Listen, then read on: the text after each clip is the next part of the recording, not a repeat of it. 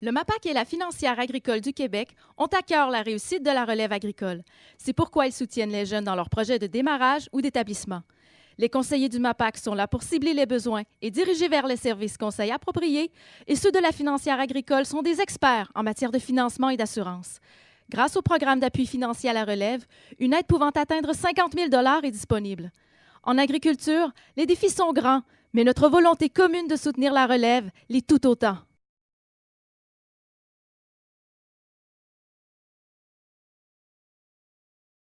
Vous désirez démarrer une entreprise? Faire une relève d'entreprise? Consultez le CLD de votre territoire. Vous profiterez d'un accompagnement et d'une aide technique au plan d'affaires, ainsi qu'à la recherche de financement et d'un suivi personnalisé à la réussite de votre croissance. La Fédération de l'UPA de la capitale nationale Côte-Nord et ses syndicats locaux sont fiers de soutenir le dynamisme et la diversité agricole de la région.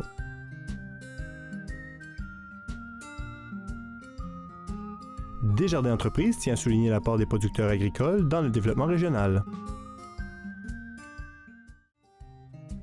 Le comité établissement-transfert de la relève agricole est fier de chapeauter le projet de mobilisation afin d'accompagner les jeunes producteurs de la capitale nationale.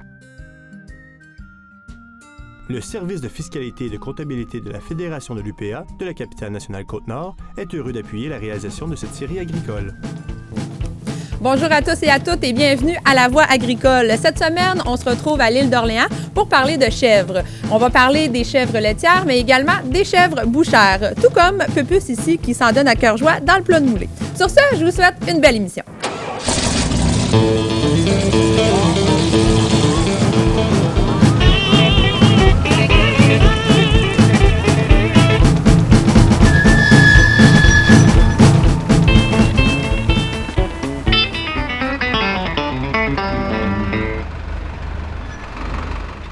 La production de chèvres, c'est vraiment une production qui est très, très récente ici dans la vallée du Saint-Laurent. En fait, c'est quelque chose qui va intervenir à partir du 19e siècle seulement, parce que c'est un goût qui n'était pas vraiment connu à l'époque de la Nouvelle-France. À l'occasion, on pouvait avoir de la viande de chevreau ici, mais c'était très, très rare et très marginal. En fait, il faut attendre l'arrivée massive d'immigrants en provenance des îles britanniques, notamment les Écossais et les Irlandais, qui, eux, sont très friands de cette viande, pour voir vraiment une production s'installer ici. En fait, il faut attendre aussi les années 1850 pour voir arriver ici un type de chèvre destiné plutôt à la fibre textile, la chèvre angora, dont on va tirer le fameux mohair et la laine qui est si douce. D'ailleurs, on le dit souvent plus douce encore que la laine de mouton. Il y a aussi la chèvre qu'on va élever dans une perspective laitière, une chèvre, une variété un peu particulière qui va elle aussi arriver à partir de la fin du 19e siècle. Mais tout ça va demeurer, somme toute, assez marginal. Il faut attendre vraiment les années 1970 pour voir des gens s'intéresser à la chèvrerie et commencer à développer une production de chèvres beaucoup plus intéressante ici dans la vallée du Saint-Laurent. Donc, progressivement, on va se mettre à développer le lait de chèvre, ses dérivés, que ce soit en savonnerie, par exemple, mais surtout le fromage de chèvre. Donc, on va pouvoir utiliser le lait combiné souvent avec du lait de vache pour élaborer de nouveaux produits. C'est ce qui fait que de nos jours, on va avoir une production qui demeure quand même marginale et qui aurait avantage à être découverte, mais qui est de plus en plus prometteuse. Ce qui est difficile pour nous, c'est qu'on est vieux. Au sens là, de la financière agricole et tout ça, on n'a aucune subvention, aucune aide au niveau financier. Puis veut pas, même si j'étais avocate, il reste que la vie fait que c'est pas vrai qu'on se ramasse de l'argent pour un jour peut-être partir en agriculture, quand c'est même pas dans nos plans.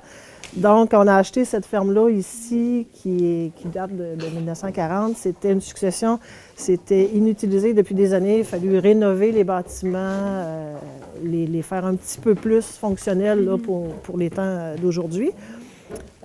Je vous dirais que c'est ce qui est difficile, c'est au niveau financier, au niveau des heures. Au début, on ne connaît pas trop les problèmes, mais moi, je suis quelqu'un qui s'informe beaucoup. J'ai lu, j'ai fait des petites formations de week-end, là, dans les collectifs en formation agricole. Ça a quand même bien été. Mais ce qui est difficile, c'est d'installer tout ça.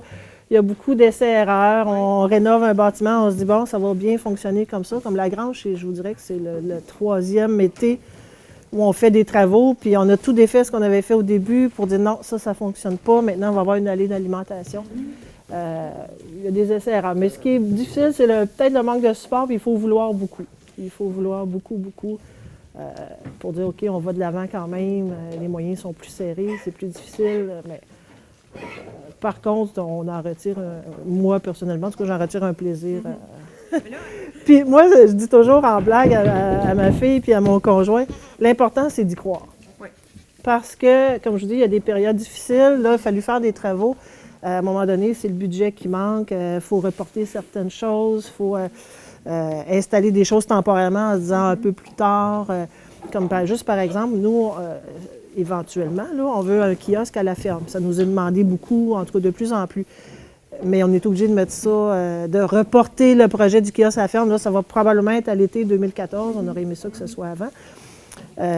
Fait que c'est pour ça. À ce moment-là, quand il y a des petites périodes de découragement, on dit, écoute, on n'y arrivera jamais. Il y en a des périodes comme ça. Il y en a des périodes comme ça où là, je réussis à me dire, bien, l'important, c'est d'y croire, puis il faut continuer de se battre, de travailler fort. Il y a des choses qui ne nécessitent pas nécessairement de budget. Bon, on va travailler sur celle-là avant de... Bien, moi, ce que je suis contente, c'est là d'avoir agrandi mon troupeau. Le kiosque au marché du Vieux-Port, tout le monde m'avait dit que ça ne fonctionnera pas. C'est sûr que je ne vous cacherai pas, je n'ai pas que le chevreau là-bas, parce que juste le chevreau, on est quand même à Québec. Je ne suis pas certaine que ça fonctionnerait, mais c'est une viande au début où j'avais pas beaucoup de clients. Maintenant, j'ai des gens qui viennent chercher du chevreau. Ils savent que j'ai du chevreau frais, ce qu'il n'y a pas partout au Québec. Là. On a souvent ça surgelé. D'avoir une clientèle régulière, ça, c'était un beau défi. Maintenant, c'est quand même bien. Ça reste toujours à améliorer. Juste son comportement, je le vois. Ils sont à quoi? Oui. Ouais, Je ne rentrerai pas comme ça. Puis, il vocalise beaucoup plus quand ils ne sont pas accouplés. Il va être plus entreprenant envers eux. Là, ils sont... S'ils ne sont pas tous accouplés, c'est certain qu'il n'y en a pas en chaleur. OK. Parce que je ne serais pas ici avec lui. C'est ouais. de même que vous voyez ça? Ouais. Aïe, aïe. Quand le vétérinaire vient, ça arrive, on va faire des échographies Ouais. par principe. Ouais. Mais quand on connaît nos chefs, là, je suis pas, on n'est pas inquiet. Bon, écoutez, nous, on va mettre... On y va pas, on n'a pas un si gros une centaine de chèvres, c'est pas énorme. Donc, on peut se permettre, on a 3 boucs, 2 qui sont plus en travail que le 3e, mais on s'organise pour avoir à peu près 4 à 5 chevrettages par année, ce qui nous permet, avec la croissance, d'avoir des chevreaux à l'année. Ça équivaut à combien de chevreaux à peu près? Dans une année qui vont accoucher? Dans une année, si on calcule qu'on a peut-être, c'est pas toutes les chèvres qui vont accoucher chaque année, là.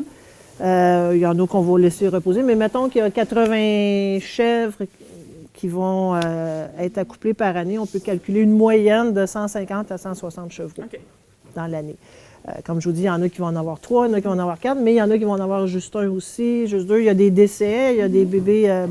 Le chevrettage, s'il est difficile, ça peut arriver qu'on perde un chevreau à la naissance. Donc, il y a tout ça qu'il faut calculer, il faut prévoir. Gestation est de 5 mois. C'est pas long. Non, c'est pas long. C'est comme les brebis. Les brebis aussi, c'est 5 mois. Ensuite, nous, contrairement dans la chèvre laitière, ils vont souvent enlever les bébés à la naissance parce que c'est une production laitière, on n'a pas le choix. Nous, le lait, de toute façon, la chèvre bouchère, c'est pas une très bonne productrice en quantité de lait. C'est un bon lait, donc les bébés restent avec leur mère pour 3 mois. OK.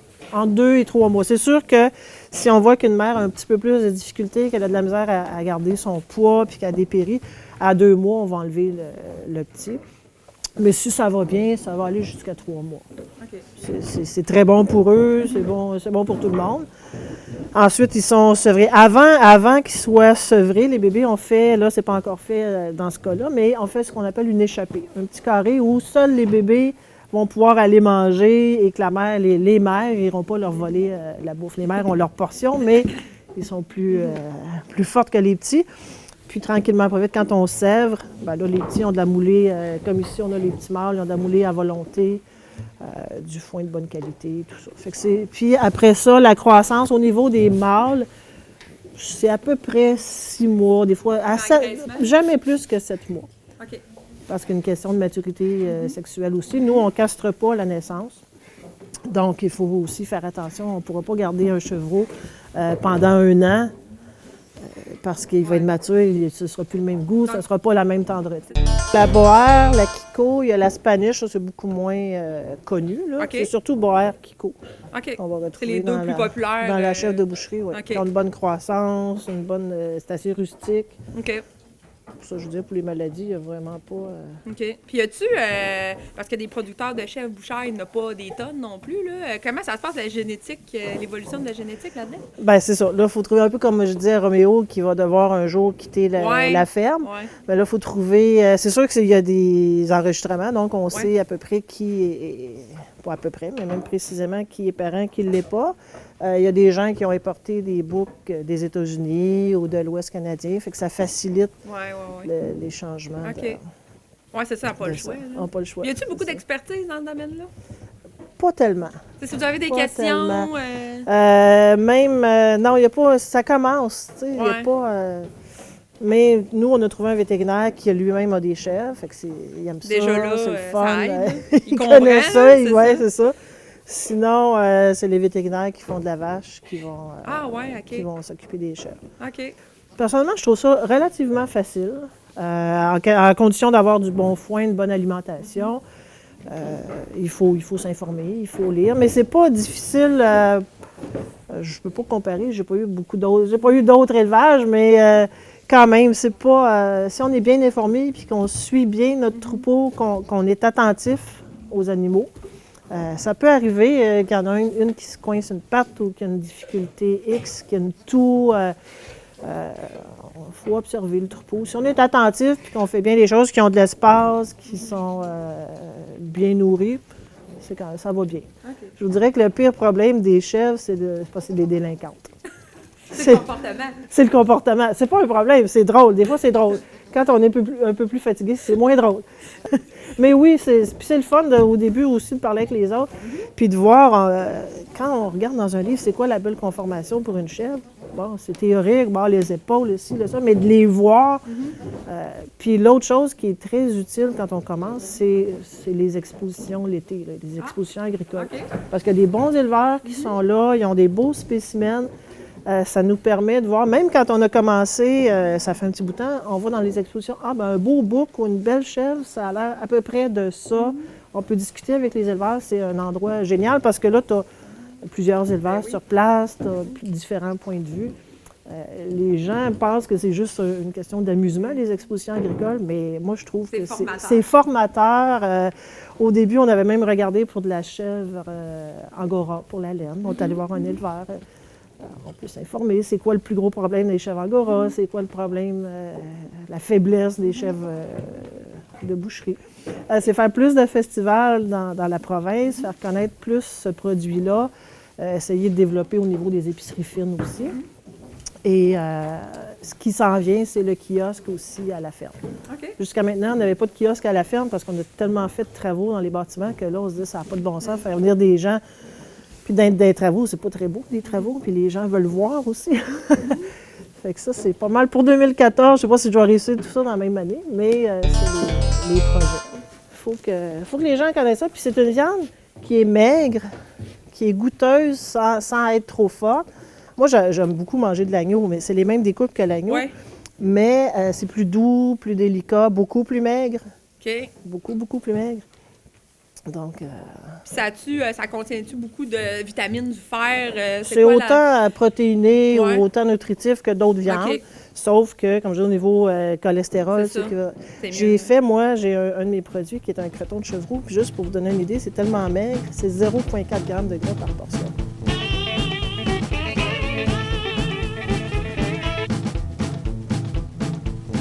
Qu'on a construit la boucherie au partir du mois de novembre l'année dernière, qu'on a commencé à être productif dans notre boucherie. L'idée, c'est qu'en fait, on commençait à avoir beaucoup de chevreaux, à faire débiter à l'extérieur de la ferme. Donc, on s'est mis à calculer. On a fait le calcul, on a fait un plan d'affaires et tout. Puis, on s'est rendu compte que finalement, il dispendieux. Oui, c'est un coût, mais à long terme, c'est ça. C'est un investissement, puis à long terme, ça va être rentabilisé. Ça ne sera pas trop long, en fait. Puis justement, quand on décide d'élaborer une boucherie à la ferme, il doit y avoir des règles à respecter. Comment ça fonctionne de s'installer une boucherie? En fait, là, nous, c'est avec le MAPAC, tout simplement. C'est les normes d'hygiène, de salubrité au niveau du MAPAC. On a communiqué avec eux. Ils nous ont envoyé tous leurs critères là, avant de construire la boucherie, parce que sinon, on ne veut pas détruire ce qu'on a fait. Puis on a tout construit avec leurs normes à eux. Puis ensuite, il te faut juste un permis, dans le fond, de boucherie. Puis c'est tout, là, c'est pas très... c'est sûr qu'il faut la base aussi, tu sais, on s'improvise pas boucher. Donc, nous, ce qu'on a fait, c'est qu'on est allé l'apprendre avec l'agneau de Charlevoix, avec Lucie Cadieux, aux éboulements, parce que le chevreau et l'agneau, c'est les mêmes découpes, c'est sensiblement la même chose. C'est le goût du chevreau qui est différent, en fait, que celui de l'agneau, mais les découpes, c'est la même chose. Donc, fait qu'on est allé apprendre là un été de temps. Mon chum, on a vraiment, là, Lucie, elle a été super sympathique. Elle nous a montré comment ça fonctionnait. On fait affaire avec le Grand Marché de Charlevoix, les restaurateurs de Charlevoix, puis on a ici aussi une boutique à la ferme. L'été, les touristes, on a une ferme agro-touristique. Les touristes, ils viennent ici, ils font les visites à la ferme, puis après, ils peuvent acheter les produits. Donc, tu sais, c'est pas notre matériel, mais notre viande est écoulée ici à la ferme, puis exclusivement dans Charlevoix. Les gens, ils sont super contents parce que le goût du chevreau, c'est un goût qui est hyper délicat, ça goûte pas fort du tout, tu sais. Donc, les gens sont hyper satisfaits, c'est un goût que la viande est très tendre. Ça dépend, tu sais, il y a des parties, là, nous, on connaît nos parties. Moi, je cuisine beaucoup mon chevreau et tout. Bon, il y a des parties à braiser, des parties barbecue, puis, tu sais, fait que je vois avec les gens aussi, on fait des produits transformés, on fait 4 sortes de saucisses, pâté, terrine, rillettes, crotons. Donc, tu sais, il y en a pour vraiment tous les goûts et les gens, ils peuvent vraiment goûter si, bon, ils sont pas à l'aise de cuisiner un gigot ou un carré, ben, ils peuvent y aller plus avec les produits transformés ou la viande hachée parce que le burger caprin, c'est hyper bon aussi. Tu sais, un burger, c'est facile à faire. Donc, tu sais, il y en a vraiment pour tout le monde. Puis les gens sont vraiment satisfaits du goût. Puis ils me reviennent toujours. Puis ils me disent « Hey, vraiment, là, je te croyais pas. Je pensais que ça allait goûter super fort, le chevreau. » Puis le goût du chevreau, c'est vraiment un goût qui est très délicat, très fin, il faut l'essayer parce que les enfants tripent sur cette viande-là parce que justement, c'est pas un goût qui est fort. Ça goûte moins fort que du bœuf, moi, des fois, je trouve. Tu sais, mon bœuf Highland, puisqu'on a vendu du bœuf Highland ici aussi à la ferme, goûte plus fort que mon chevreau. Donc, c'est vraiment un goût qui est très délicat. Tu sais, c'est quand même une viande qui est grasse, mais ses caractéristiques, c'est sensiblement... Ils disent que c'est moins gras que le poulet, mais comme je dis, moi, tu sais, on réussit à mettre du bon gras dessus, fait que... Il faudrait faire des analyses spécifiques sur notre type de viande, là, mais... OK. Ben merci. Ça fait plaisir. L'équipe de la Direction régionale de la capitale nationale du ministère de l'Agriculture, des Pêcheries et de l'Alimentation, fière accompagnatrice de la relève agricole dans la région.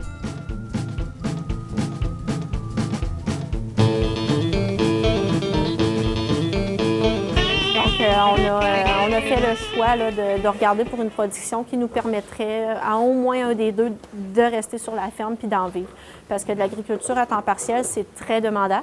Puis c'est pas, en tout cas nous, dans ce qu'on était, c'était pas nécessairement ce qui rapportait le plus. On s'est rendu compte que finalement, on travaillait puis qu'on payait pour travailler. Donc, en s'intéressant à diverses productions, on est un peu tombé en amour avec la chèvre laitière.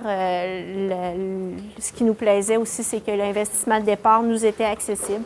La chèvre laitière, ça ne demande pas un quota, donc on n'avait pas besoin de cet aspect d'acheter le quota. Donc, c'est ce qui nous a convaincus de se partir dans la chèvre. La demande était là pour le lait. Puis nos installations aussi qu'on avait déjà, il a fallu faire des aménagements, mais les installations qu'on avait déjà là, nous permettaient quand même d'accueillir un troupeau là, relativement important là, pour pouvoir débuter dans la production. Là. On a acheté la terre au départ. Ensuite de ça, la terre qu'on avait achetée, il n'y avait aucun bâtiment dessus. On a pris la grange qui était une grange qu'on a fait déménager sur la ferme, sur la terre qu'on venait d'acheter. Ensuite de ça, on a construit une annexe là, au complet pour, pouvoir recevoir les chèvres laitières. Quand tu te demandes, dans le fond, tu as besoin de connaître ton affaire. Ça prend vraiment un plan d'affaires. Il faut que tu t'informes des bouchers pour ce que tu veux mettre en mise en marché. Dans le fond, là, nous, c'est le lait. On a trouvé un débouché chez Saputo. C'est Saputo qui ramasse tout notre lait. Il est tout transformé en fromage. Ensuite de ça, faut que tu sois capable de convaincre les investisseurs. Dans le fond, nous, c'est la financière agricole qui est avec nous. Ça prend aussi des connaissances. Nous, ça fait longtemps que je travaille avec des animaux, mon conjoint aussi, mais on a quand même eu des formations, pas nécessairement sur la chèvre laitière, mais on avait des formations sur le mouton. Ça l'a aidé aussi parce que mon chum avait une formation pour la production laitière dans la vache. Donc ça, c'est toutes des affaires qui, mises ensemble, font que ton entreprise a des chances de réussite, dans le fond. Là, parce que si tu te pars à zéro sans connaissance, c'est quelque chose, c'est difficile. La chèvre est vraiment curieuse. C'est un animal qui est facile d'approche. C'est sûr, les premières journées, c'est difficile, là, mais la chèvre est vraiment, tu sais, comparé au mouton, on a déjà eu des moutons. Le mouton est plus peureux. Je dirais que la chèvre est vraiment plus amicale.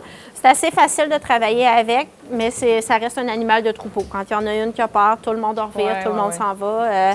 Les habitués au quai de traite, ça a été quelque chose parce que moi, j'avais juste des chèvrettes, juste des chèvres qui n'avaient jamais eu de lactation. Donc, les habitués au quai de traite à se faire traire, mettre les treilleuses, ça a été quelque chose. Mais là, présentement, là, je dirais que c'est très facile. Je fais ma traite en 1h15 à 2. Là. On fait une traite en 1h15. Là. Il y a 130 chèvres qui sont passés, puis tout est fait, le soignage, le foin pour tout le monde, etc. Mais là, présentement, on est dans la salle de traite. C'est ici qu'on amène les animaux, dans le fond, les chèvres, pour se faire traire 2 fois par jour. Un parc à la fois, sont environ 30 à 32 par parc. Il y en a 16 de chaque côté. Moi, je descends dans le milieu, puis j'installe les treilleuses. Là, le système se balance d'un bord bord à l'autre. Donc, j'ai 8 treilleuses pour faire un côté, je les envoie à l'autre côté, puis c'est les 16 autres qui se font traire là, à la fois, dans le fond. Fait que c'est le même genre de système que pour la production laitière avec les vaches, dans le fond, là. C'est juste en plus petit format. Oui, c'est ça, c'est la même chose, sauf qu'à la place de mettre 4 griffes, dans le fond, les chèvres ont juste 2 trayons, donc j'ai 2 griffes à mettre sur chaque chèvre. Là. Puis ça se fait assez vite. Là, combien ça fait? Dans le fond, tu dis que tu en tires 32? J'en tire 32 à la fois. Ici, là, dans la salle de traite, il y a 32 chèvres qui rentrent. Puis ça me prend environ 20 minutes de traire un parc. OK. Donc, parce que la chèvre produit peut-être 1,5 à 2 litres là, par traite, admettons 3 à 4 litres par jour. Le chèvre, c'est sûr que ça varie beaucoup là, selon la saison. Là présentement, le chèvre, on est en hiver, on est à l'automne. Les composantes sont quand même assez hautes là, au niveau du gras, de la protéine. En général, on se tient... je te dirais autour de 4,5, entre 4,5 et 5 à l'hiver. L'été, ça va descendre en bas de 4 là, pour le gras. Puis la protéine, ça se tient plus autour de 3,3, 3,5, dépendamment justement de la saison. Elle varie beaucoup, ça varie beaucoup selon ce qu'elle mange. La génétique de la chèvre aussi va faire que certaines chèvres vont donner un lait plus gras. La Saanane a tendance à donner des meilleures composantes un petit peu. La génétique qui fait aussi. C'est aussi important dans la chèvre que dans la production laitière avec les vaches. Oui, c'est ça. La chèvre, nous, on a été chercher des animaux dans un troupeau qui était reconnu, dans le fond, pour ça, pour essayer, en partant, d'avoir tout de suite des animaux qui ont une bonne génétique, qui vont nous donner un bon rendement, là, pour pas essayer de remonter un troupeau pendant des années, là, parce qu'on garde, dans le fond, les chevrettes. On ne garde pas toutes nos chevrettes, donc on garde les chevrettes de nos meilleures chèvres là, pour essayer que le troupeau s'améliore d'année en année. Pour travailler avec le troupeau, j'avais pas d'inquiétude. On est habitué. J'ai des animaux, là, je suis quasiment rendue vétérinaire de savoir, là, voyons, telle chèvre, là, je suis capable de dire si elle file pas. Puis même au départ, là, on avait une assez bonne expérience avec les animaux. La gestion de l'entreprise, on est allé tout de suite chercher l'aide de quelqu'un là, au niveau de la comptabilité, admettons, là, pour nous aider. On a été chercher aussi de l'aide au niveau de la nutrition du troupeau pour essayer là, dans le fond, les domaines qu'on s'y connaissait moins, on est allé chercher des gens là, le plus possible pour que ça pour se donner une base puis pour pas avoir à s'inquiéter de ce qu'on connaissait moins, dans le fond. Là. Mais moi, je pense que c'est la grosseur de l'investissement qui fait très peur au départ. Depuis 1 an et demi, je te dirais qu'on a mis notre vie de côté complètement. On a essayé de faire le plus possible, que les enfants s'en aperçoivent le moins, mais avoir un congé, c'est très difficile. Trouver quelqu'un qui va nous remplacer, c'est quelque chose. Là, depuis 1 an et demi, on a complètement mis notre vie de côté pour s'occuper de l'entreprise. Puis là, on recommence tranquillement là, à essayer de sortir. On a trouvé quelqu'un qui est capable de de nous remplacer. Mais c'est certain que tu peux pas te lancer là-dedans en pensant que tu vas avoir une vie avec des fins de semaine, que la journée où tu prévois de faire quelque chose, bien, ça se peut qu'il y ait un problème à la grange, puis ça se peut qu'un des deux soit capable de faire une activité, puis que l'autre soit obligé de rester dans la ferme. Ça, au départ, on le savait. C'est quelque chose qu'on a accepté de faire. C'est sûr qu'on essaie, nos enfants ont 3 ans et demi, 6 ans et demi, on essaie que ça les dérange le moins possible, mais c'est sûr qu'eux autres aussi ont adopté le mode de vie agricole. Mon petit garçon, c'est beaucoup la machinerie, les tracteurs. La petite fille, c'est plus les animaux en tant que tels. Faut que tu adaptes ton horaire, là. Nous, l'horaire, dans le fond, on a choisi de faire la traite très tôt le matin. Moi, à 4h30 environ, je me lève, je suis à 5h, je suis dans la grange, puis la traite est partie, pour que le soir, bien, on finisse le plus tôt possible puis d'avoir une soirée avec les enfants. C'est ça, là, on a réussi à monter un troupeau intéressant avec les prévisions, dans le fond, là, qu'on avait fait. Là, c'est que nos prévisions au niveau du nombre d'animaux, au niveau du litre de lait, du nombre de litres de lait par animal sont au-delà de ce qu'on espérait. Fait que ça, on est très, très contents. Là. Ça, c'est vraiment une belle réussite là, de dire que le roulement, dans le fond, le roulement est enclenché, puis que la production laitière est au-delà de nos prévisions. Là. C'est sûr que les 2 premières années ont été très difficiles. Très difficiles, très demandantes. Je pense que oui, là, avec la façon qu'on est installé, avec la nouvelle maison qui fait qu'on est proche, qu'on est capable de venir dans la grange sans avoir besoin de toujours prendre l'auto, ça, c'est des choses qui sont extrêmement facilitantes. Puis, je me garde quand même un bémol parce que je sais qu'une entreprise, c'est 5 premières années qui sont les plus difficiles. Fait que je me dis qu'il me reste un 3 ans qui va rester qui est encore critique si on veut. Là. Une chèvre, ça va manger la même chose qu'une vache. Là. Principalement, c'est la moulée, le foin, puis ça prend beaucoup d'eau aussi, là, vu que c'est des chèvres en lait en plus. Là, ça prend de l'eau, c'est important. La moulée, le foin va être, dépendamment des étés qu'on a, on va le récolter soit en petites balles carrées qu'on met sur le fanny, là, dans le fanny, puis ou en balles qu'on va enrober là, pour faire ce qu'on appelle l'ensilage. Voyons, idéalement, nous, ce qu'on donne, c'est 3 à 4 repas de foin par jour, 3 repas de concentré également. Ça va être matin, midi, soir, puis voyons, quand on vient fermer les chèvres le soir, là, on fait une petite tournée générale, voir si tout est correct. Puis on va redonner un petit peu de foin là, pour qu'ils passent la nuit, dans le fond. Oui, c'est ça, on est un peu marginal. Là. Par cœur, je ne le sais pas, mais je dirais qu'il y a entre 100 et 150 producteurs de lait au Québec, de lait de chèvre. C'est pas énorme, c'est quand même en développement. Là, ça fait peut-être entre 10 et 15 ans pour dire que la production est vraiment plus structurée. Puis les premiers producteurs sont les premiers producteurs là, les plus vieux ont peut-être ça, 10-15 ans là, d'expérience. Par contre, les fromages de chèvre sont quand même de plus en plus en demande. Fait que c'est une production qui est intéressante là, pour le développement. Là. Tranquillement, ils développent pour la chèvre. La même chose au niveau de la génétique. Là, tranquillement, on voit des importations de semences là, pour essayer d'améliorer la qualité des troupeaux au Québec parce que c'était comme un problème là, que la génétique des troupeaux était comme restreinte. Puis là, ça tournait pas mal tout dans le même bain, autour du même dans le même bain. Là. Donc là, de plus en plus, on voit des gens qui ont importé soit des animaux, des boucs des États-Unis ou de la semence de d'autres pays, là, de la France ou de la Nouvelle-Zélande, là, pour essayer d'améliorer justement les troupeaux au Québec. Là. Donne-tu la patte? Oui. Donne la patte. Donne la patte. T'as parti? Non. Il y a donné tantôt. Ah ouais, évidemment, tu fais dans le dos. Non, moi, quand on me demande. Ouais. Vas-y. Merci d'avoir été des nôtres à cette émission de La Voix agricole et sachez en terminant qu'en 2010, le cheptel s'élevait à 3700 têtes réparties dans quelques 149 entreprises québécoises. Sur ce, je vous souhaite une belle semaine et surtout dégustez nos fromages de chèvre et de la viande de chevreau.